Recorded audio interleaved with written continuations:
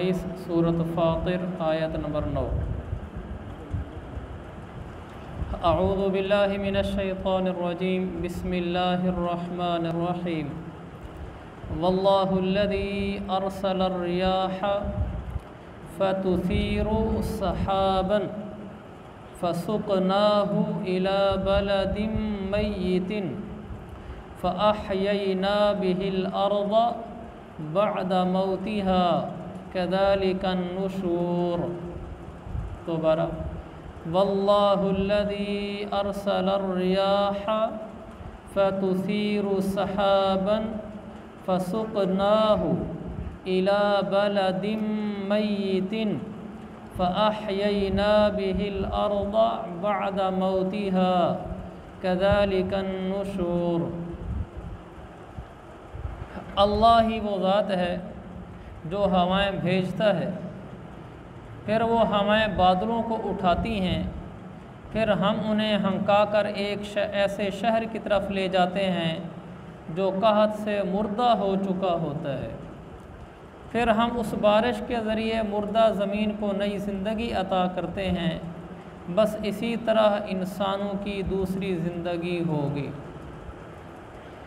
ये एक ऐसी मजबूत दलील है आखरत के हक़ होने पर कि इंसान के पास थोड़ी सी भी अक़ल हो तो उसको ये बात समझ आ जाती है। इंसान के ज़हन में ये बात आती है कि मरने के बाद कैसे उठेंगे। इंसान मर गया, गल सड़ गया, ख़त्म हो गया, हड्डियाँ भी मिट गईं, अब ये इंसान फिर दोबारा खड़े होंगे, फिर उठेंगे, इसी तरह इंसान होंगे जैसे अब इंसान हैं, बोलते चलते होंगे, देखते होंगे, चलते फिरते होंगे। ये कैसे हो सकता है? मरा हुआ इंसान तो नहीं उठ सकता। तो अल्लाह ताला ने फरमाया, देखो हवाएं हम भेजते हैं, फिर हम वहाँ से बारिश बरसाते हैं, ज़मीन मुर्दा हुई पड़ी होती है, फिर वहाँ से फल फूल सब्ज़ियाँ दरख्त हरियाली उगती है। तो क्या ये बात तुम्हें समझ नहीं आती कि जो ज़मीन बिल्कुल बंजर हो, उसमें नीचे खोदो तो पानी कोई नहीं, नीचे खोदो तो हरियाली घास पौधा कुछ नहीं, और अल्लाह ताला अपनी रहमत से अपने ख़जानों से वहाँ से बादल उठाता है समंदरों से। वो हवाएं उन बादलों को टनों पानी उठाए हुए बादलों को हवा में उड़ाया जा रहा होता है, उसमें कोई इंजन तो नहीं लगा होता। वो कैसे बादल उड़ रहा है जिसके अंदर टनों मन पानी है। फिर अल्लाह ताला आकर उस ज़मीन को मुर्दा ज़मीन पर, उस पानी को मुर्दा ज़मीन पर बरसाता है। जो ज़मीन कल तक कुछ नहीं थी, जिसके अंदर कोई सब्ज़ा, कोई दरख्त, कोई पौधा, उस ज़मीन को खोद कर नीचे तक देख लो कुछ नहीं था। जब उस पर पानी बरसा तो वहीं से पौधे निकले, वहीं से दरख्त निकले, और वहीं से फल फूल वाले पौधे भी निकले। ये बात समझाने के बाद अल्लाह ने कहा कज़ालिकन नुशूर, इसी तरह मैं मरने के बाद भी यहाँ ज़मीन से इंसान खड़ा कर दूँगा। लंबी बात ही नहीं की अल्लाह ने। जिस तरह अब मुर्दा ज़मीन से मैं पौधे निकाल देता हूँ कि पौधे वहाँ होते ही नहीं हैं, कज़ालिकन नुशूर, इसी तरह मरने के बाद इसी ज़मीन से मुर्दे बाहर निकाल दूँगा। और ये बड़ी आसान सी बात है। तो अल्लाह के निज़ाम आखरत को समझने के लिए ये दलील काफ़ी और वाफ़ी है। इस दलील के बाद मज़ीद किसी दलील की ज़रूरत नहीं रहती। इसलिए हमारा ये अक़ीदा है कि मरने के बाद इंसान उठेंगे और अल्लाह इनको नई ज़िंदगी देगा। फिर इनके आगे हिसाब किताब का निज़ाम चलेगा, जन्नत जहन्नम का निज़ाम होगा, एक दूसरे को इंसान पहचानते होंगे और पुल सिरात के पास जाएंगे, फिर वहाँ से पुल सिरात पर चढ़ेंगे। रसूल पाक सल्लल्लाहु अलैहि वसल्लम पुल सिरात के किनारे खड़े होंगे, उनको उम्मत की फ़िक्र होगी। फिर पुल सिरात पर लोग गुज़रते हुए आगे जाएंगे तो कुछ कट कर नीचे गिर जाएंगे और कुछ आगे जन्नत में चले जाएंगे। ये सब निज़ाम बरहक है। एक दिन मैं भी उठूँगा, आप भी उठेंगे। उस दिन इखलास वाले आमाल काम दे रहे होंगे। एक आदमी का बोल मुझे बड़ा अच्छा लगा। वो कहने लगा कि मुझे बताओ तो सही कि दीनदारी क्या है। ठीक है, उसकी बात 100% तो ठीक नहीं है, लेकिन अक्लें झंझोड़ने के लिए बड़ी मुफीद है। कहने लगा मुझे कोई बंदा दिखलाओ जो अल्लाह के लिए कुछ कर रहा हो। कहने लगा मस्जिद के इमाम साहब, कारी साहब, इसलिए दाढ़ी रखी हुई है, नमाज़ पढ़ी हुई है कि उन्होंने आखिर नमाज, दाढ़ी रखी हुई है, टोपी रखी हुई है कि उन्होंने आखिर नमाज जो पढ़ानी है, ये नहीं रखेंगे तो नमाज कौन पढ़ाने देगा। कबीर साहब हैं, उन्होंने इसलिए जुब्बा कुब्बा इमामा बांधा हुआ है, अगर ये नहीं होगा तो लोग उनको पीर कैसे मानेंगे। कहा दुकानदार है, लोग उसकी बड़ी इज़्ज़त करते हैं कि नेक सूफ़ी आदमी है, तो उस बेचारे की तो दुकान का मसला है, उसकी तो साख ख़राब होती है अगर वो दीनदारी छोड़ता है तो। वो ऐसे गिनवाता गया, उसने कहा तो सारे अपने दुनिया के चक्कर में हैं, इनमें से वो कौन है जो आखिरत के लिए चल रहा है। गो ये बात दुरुस्त नहीं है 100%, लेकिन किसी हद तक दुरुस्त भी है। इखलास वाले अमल काम आते हैं अपनी साखें बनाने के लिए, अपनी हैसियतें बनाने के लिए दीनदार बन के रहना, इसकी तो कोई हैसियत नहीं है कि लोग मुझसे मुतनफ़िर ना हो जाएं अगर मैंने दीन को छोड़ दिया तो। मेरी तो सारी इज़्ज़त ही दीन की वजह से, लिहाजा मुझे दीन पे चलते रहना चाहिए ताकि मेरी इज़्ज़त बरकरार रहे। ये कौन सा दीन है? ये तो इज़्ज़त बनाने का एक बहाना है। दीन ये है लोग इज़्ज़त करें या ना करें, मुआशरा इस बुनियाद पर हमारे करीब हो या दूर हो, हम शरीयत नहीं छोड़ सकते। मुफ्तकी साहब की ज़िंदगी में मैंने बहुत देखा है, उन्होंने अपनी ज़िंदगी लिखी है यादें के नाम से, 40-42 उसके किस्तें आ चुकी हैं, वो तकरीबन मैंने सारी पढ़ी हैं। उनकी ज़िंदगी में ये मैंने बहुत देखा है कि वो अपने हर काम में ये देखते हैं कि इससे अल्लाह राज़ी होगा या नाराज़ हो।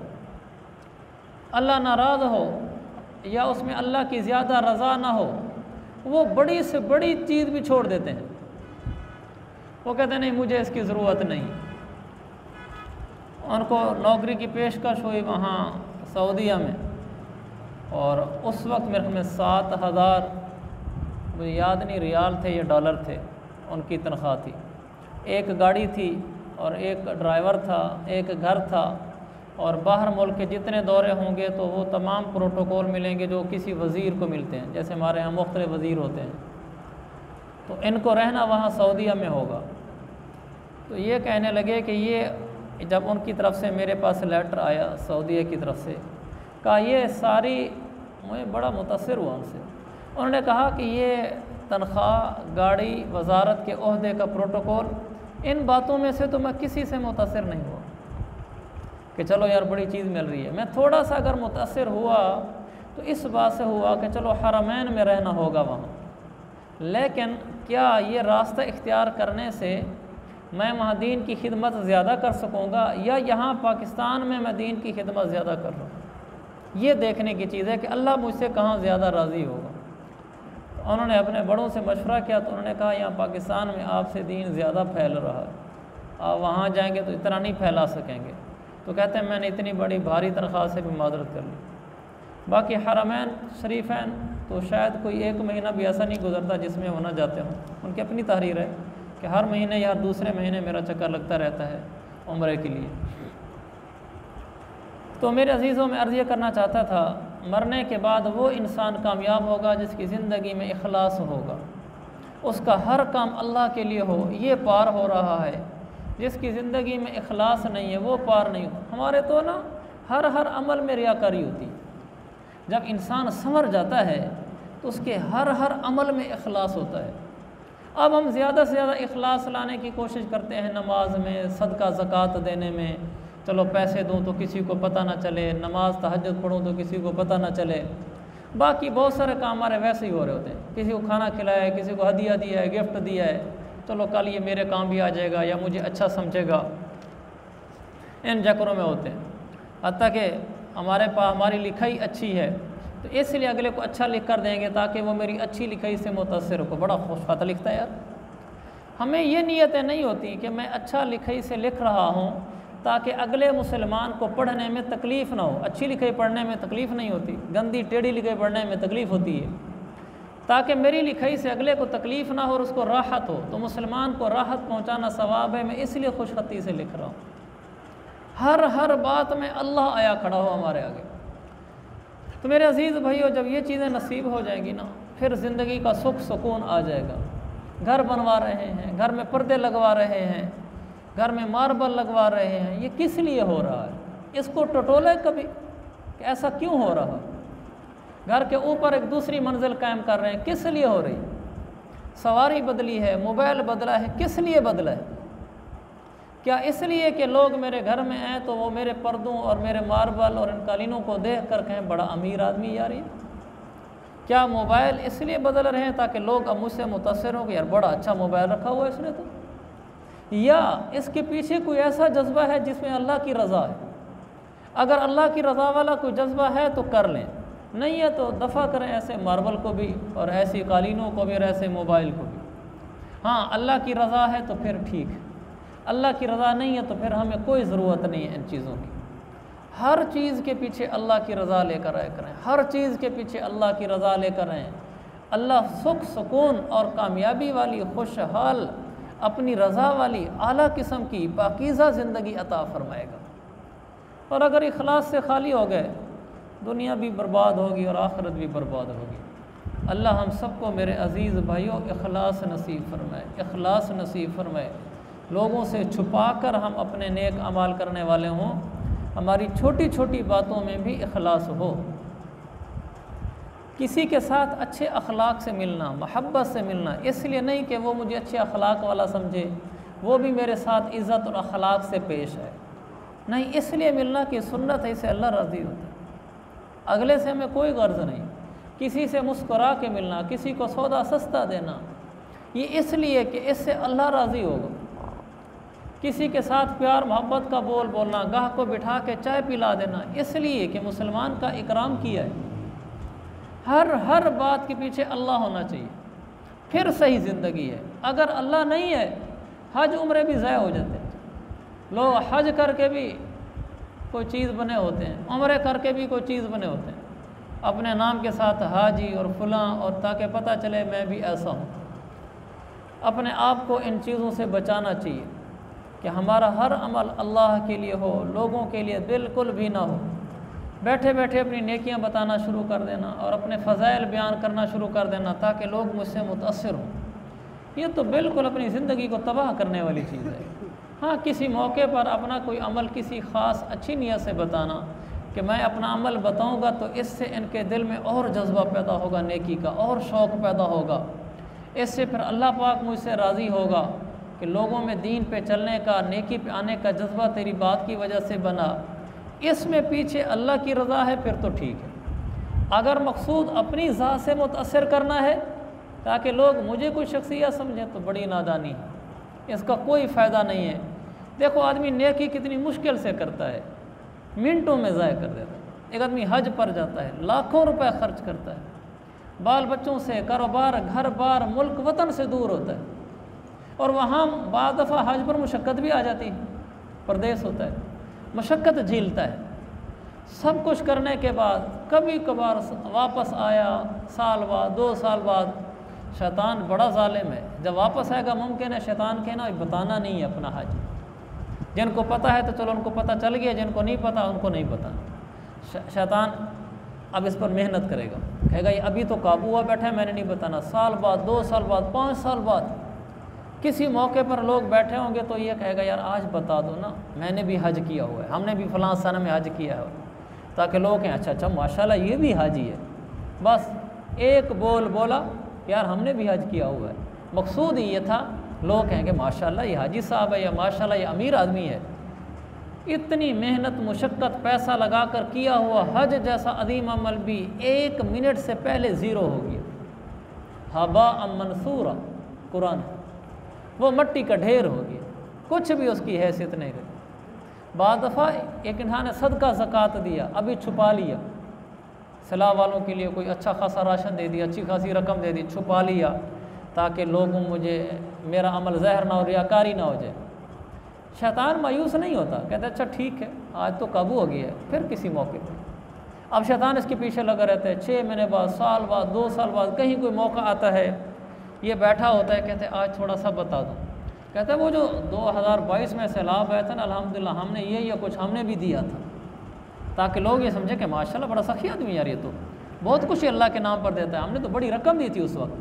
तो थोड़ी सी उस महफ़िल में थोड़ी इज़्ज़त बन भी जाती है, क्या बेवकूफ़ी है इतनी बड़ी रकम दी, इतनी हिम्मत और मुजाहिदे से आपने माल दिया और आपने इतने साल तक उसको छुपाया रखा, आज शैतान के वार से 1 मिनट से पहले आपने ज़ाया कर दिया। हज़रत थानवी कहते हैं मैं एक जगह गया तो एक आदमी ने कहा अपने मुलाजिम को, जाओ वो सुरही ले आओ जो मैं 5वें हज में ले आया था। हज़रत थानवी ने कहा इसके तो 5 हज हो गए, बाकियों का नहीं पता। ये जुमला कहने की क्या ज़रूरत थी कि जाओ वो सुरही ले आओ जो मैं 5वें हज पर लाया था, ताकि पता चले मैं 5 हज की। कैसे अच्छा 5 हज कोई आसान है करना? कितना पैसा लगता है, कितनी मशक्क़त होती है, और उसको एक जुमले पे आप ज़ाय करते हैं। एक जुमले पर अगर उसने थोड़ी इज़्ज़त कर भी ली तो क्या हो गया, कितनी इज़्ज़त कर लेगा, थोड़ी मोहब्बत से मिल लेगा, आपको कोई पैसे उठा कर दे देगा। अच्छा पैसे भी उठा कर दे दे, आपसे बड़ा अकीदतमंद हो जाए, गर्विदा हो जाए कि जी माशाल्लाह ये तो बड़ी अच्छी हस्ती है, नेक बुजुर्ग हस्ती है, तो जो पैसे उसने आपको दिए हैं, माल आप तक पहुँचा है, वल्लाह अगर आप उसके सामने रियाकारी न करते, अल्लाह ये माल फिर भी आप तक पहुँचाता, अल्लाह ये फिर भी पहुँचाता। ये थोड़ी है कि रियाकारी करने से अल्लाह ने मुकद्दर में लिखा हुआ रिज़्क बढ़ा दिया, जो मुकद्दर में था वही मिला, आपने रियाकारी करके लिया। आप इखलास के साथ चलते तो अल्लाह वैसे ही आपको दिला देता। इससे नहीं माल हासिल होते गलत तरीके से कमाने से। गलत तरीके से कमाने से वही हासिल होते हैं जो सही तरीके से कमाने से हासिल होते हैं। अल्लाह ने आपके मुकद्दर में लिखा है, आप लोगों से माल बटोरने की कोशिश नहीं करेंगे, आपके जेब में पहुंचेगा। नहीं लिखा, आप 10 पैंतरे मारें कुछ भी नहीं बनेगा। दिल को अल्लाह के साथ जोड़ के रखना चाहिए, आमाल को अल्लाह के साथ जोड़ के रखना चाहिए। लोगों से इज़्ज़त का तलबगार नहीं होना चाहिए। मैं इनके सामने नेकियां बताऊं ये मेरी इज़्ज़त करेंगे। इज़्ज़तें का अगर आपको तलब है तो अच्छी बात है, इज़्ज़त मांगनी चाहिए, कोई ज़िल्लत थोड़ी मांगनी हमने अल्लाह से। इज़्ज़त मांगनी चाहिए तो किससे मांगनी चाहिए? अगली आयत, मन काना युरीदुल इज़्ज़त फलिल्लाहिल इज़्ज़तु जमीआ। जो इज़्ज़त का तलबगार है तो सुन ले कि इज़्ज़तें तो सारी अल्लाह के पास रखी हुई हैं, उसी से मांगो जो देने वाला है। रियाकारी करके क्यों इज़्ज़त मांगते हो? अपना अमल ज़ाय करके इज़्ज़त क्यों मांगते हो? नादान हो गए हो। तुम रियाकारी करोगे लोग इज़्ज़त करने लग जाएंगे। हो सकता है वो कहीं बड़ा ड्रामेबाज मौलवी, आपने नेकी की, रो दुआ में रो पड़े, बयान में रो पड़े, किसी हमदर्दी के मौके पर रो पड़े, अगला कहे जी माशाल्लाह बड़ा नेक है, तो हो सकता है वो ये समझे कि यार बड़ा ड्रामेबाजी कर रहा है। दिल में तो अल्लाह डालता है, क्या पता आपके समझ से उसके दिल में नफ़रत आई है या मोहब्बत आई है। आप अल्लाह के लिए खालिस होकर रह जाएं, दिल अल्लाह के कब्ज़े में, वो इज़्ज़त डाल देगा। आप रियाकारी पर आ जाएं, हो सकता है अल्लाह नफ़रत डाल दे। तो इज़्ज़तें तो अल्लाह देता है। मन काना युरीदुल इज़्ज़त फलिल्लाहिल इज़्ज़तु जमीआ। जो इज़्ज़तों का तलबगार हो उसे चाहिए कि वो ये बात अच्छे तरीके से समझ ले कि इज़्ज़तें सारी अल्लाह के पास होती हैं, लिहाजा अल्लाह से मांगो। अल्लाह के नबी की दुआ में है, अल्लाहुम्मा जअलनी फ़ी आइनी सगीरा व फ़ी आयुनिन नासी कबीरा। ऐ अल्लाह मुझे अपनी निगाह में छोटा इंसान बना दे और मुझे लोगों की निगाहों में बड़ा इंसान बना दे। ये असली इज़्ज़त है कि इंसान अपनी ज़ात में मिटा हुआ हो, अपने आप को कुछ ना समझता हो, कि बस उसकी रहमत है मुझे चलाए फिर रहा है। अगर उसकी रहमत हट गई तो वही जो मैं निजी मिसाल सुनाया करता हूँ वही हैसियत है कि मेरी कोई औकात नहीं। अपने आप को बिल्कुल हेच कर देना, कोई हैसियत दिल में, लफ्ज़ों से कुछ नहीं होता। हकीर फ़कीर बंदा पुरतकसीर खाकसार नाचीज़, इन चीज़ों से आजिज़ी नहीं होती। हाँ अगर कोई इन बोलों को बोलता है सही नियत से तो हम उसका इनकार नहीं करते, लेकिन इन बोलों का इजहार आजिज़ी पर दलील नहीं है। अत्तक़वा हाहुना, अल्लाह के नबी अलैहिस्सलातु वस्सलाम ने फरमाया, दिल में ये बात हो कि यार मेरी कोई औकात नहीं है, मेरी कोई हैसियत नहीं है, मैं बड़ा गिरा पड़ा आदमी हूँ, उसकी रहमत के सहारे चल रहा हूँ, अगर उसने रहमत हटा ली तो बस मेरी कोई औकात नहीं, मैं जहाँ का हूँ वहीं आके ठहरूँगा, मैं रुलता फिरूँगा मुआशरे, मुझे कोई घास भी नहीं डालेगा, मुझे कोई सलाम करके भी राज़ी नहीं होगा। ये उसकी रहमत की चादर के नीचे आया हुआ हूँ, काम चला हुआ है। अपनी ज़ात में मैं कुछ नहीं हूँ, ना मुझे कमाना आता है, ना मुझे बोलना आता है, ना मुझे नौकरी करनी आती है, ना मुझे कारोबार करना आता है। ये सब उसकी दी हुई अताएँ हैं। बोल भी लेता हूँ, दुकान भी चला लेता हूँ, कारोबार भी कर लेता हूँ, दफ्तर में भी कोई सीधा उल्टा सीधा लिख के आ जाता हूँ जिससे कोई रुपया रोटी मिल रही है। मैं कुछ नहीं हूँ, वो चाहे तो चीज़ें वापस ले ले, बस उसकी रहमत है। जो इंसान अपनी ज़ात में मिट जाए ये मकसूद ज़िंदगी है। तो फरमाया मन काना युरीदुल इज़्ज़त फलिल्लाहिल इज़्ज़तु जमीआ, इज़्ज़तें चाहते हो फिर अल्लाह से मांगो, रियाकारियों से ना मांगो, लोगों के आगे बड़े बन के ना मांगो, अगले को जलील करके ख़ुद अजीज़ बनने की कोशिश ना करो कि परले को बता देना वो उसके पास क्या है, ओहदा तो असल मेरे पास है, वो तो ऐसे ही है, उसकी दुकान में क्या रखा है, ऐसे बच्चा चीज़ें रख के बैठा हुआ है, ताकि वो डिग्रेड हो जाए और मैं जी हमारे पास ही है और वहाँ भी ये है, मेरी इज़्ज़त हो जाए। कैसी नादानी है। आप किसी मुसलमान को जलील करके ख़ुद अजीज़ होना चाहते हैं, इज़्ज़तें मांगना चाहते हो तो अल्लाह से मांगो, अल्लाह से कहो कि या अल्लाह मुझे इज़्ज़त अता फरमा, मेरी ज़िल्लत से हिफाजत फरमा, और इज़्ज़त भी ऐसी अता फरमा कि मैं अपनी नज़रों में छोटा हूँ, लोगों की नज़रों में बड़ा हूँ, लोग मुझे कहें माशाल्लाह नहीं जी नहीं आप बड़ी चीज़ हैं आप, और आदमी अपने दिल में समझे कि यार मेरी कोई हैसियत नहीं, अल्लाह ने पर्दे रखे हुए हैं। ये असल इज़्ज़त है। तो अल्लाह ताला मुझे और आपको इखलास नसीब फरमाए, नज़रियात ठीक करने की तौफीक दे। रियाकारियों के मेरे अजीज़ भाइयों कोई फ़ायदा नहीं है। मैं एक जुमला बोलता हूँ जो ज़रा शेख का मैंने पढ़ा फ़ज़ाइल अमाल में, मेरे लिए भी वही है थोड़ा है, आपके लिए भी वही कारआमद है। हज़रत शेख की उम्र देखें, तजर्बा देखें, इल्म देखें, समझ देखें। उन्होंने फरमाया रियाकारी का ना दुनिया में कोई फ़ायदा है और ना आखिरत में। मैं ये जुमला कहना चाहता हूँ कि ना दुनिया में कोई फ़ायदा है, आखिरत में तो चलो सबको समझ आती, रियाकारी का कोई फ़ायदा नहीं। मेरे अज़ीज़ भाइयों बुज़ुर्गों, वल्लाह रियाकारी का दुनिया में भी तकदीर को बदल दे, आपका कोई ऐसा कर दे आपको फ़ायदे मिल जाए, ऐसा नहीं है। जो मुकद्दर में लिखा हुआ फ़ायदा है वो वैसे ही मिलता है, रियाकारी करो या ना करो। जो नहीं लिखा हुआ वो नहीं मिलता, चाहे रियाकारी करो। रियाकारी से दुनिया का कोई फ़ायदा नहीं है, कोई फ़ायदा नहीं है, नादानी है और कुछ भी नहीं है। तो हर आदमी हर अमल को इखलास के साथ करने वाला हो, ये बड़ी दौलत है, बड़ी दौलत है, बड़ी दौलत है। अल्लाह ताला मुझे आपको हम सबको नसीब फरमाए, हम जलवतों में, खलवतों में, तन्हाइयों में अल्लाह की रज़ा वाले अमाल करने वाले हों। ये नहीं कि अकेला है तो माशाल्लाह अलग ज़िंदगी है, मजमे में है तो अलग ज़िंदगी है। जलवत खलवत हमारे लिए बराबर हो जाए, हम हर जगह अल्लाह को सामने रख कर ज़िंदगी गुजार रहे हों, ये असल ज़िंदगी है। अल्लाह मुझे भी नसीब फरमाए, आपको भी नसीब फरमाए।